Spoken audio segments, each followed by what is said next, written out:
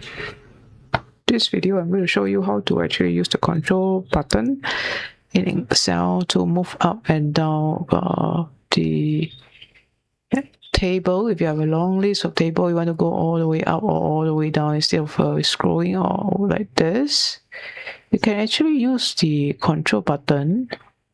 Use your control up button and then the arrow to go up. Then you go up like this. And then scroll control button, you go down, you go all the way down. This control up, control down.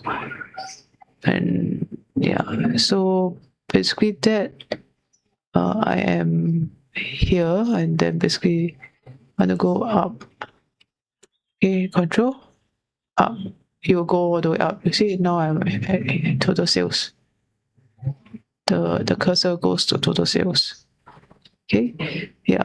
And then you can also use control button, and then arrow key to go to the last column. Control arrow to go to the last column. Control right arrow to go to the last column. Control left arrow go to the first column. Yeah. You can also use the control shift. For example, control shift up, you shift highlight the whole column at the top like this.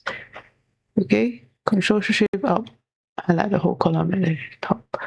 How about control shift right? You will highlight the row at your right. Okay, control shift top, you shift highlight the whole columns at the top. Okay, and including the rows. Okay, like this. Just now I highlight the row and then the column. So that's the step.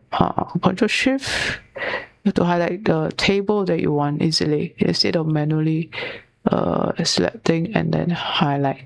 There's also control shift button to highlight the columns or the rows that you want. Okay, control left, I want to highlight this, things like that.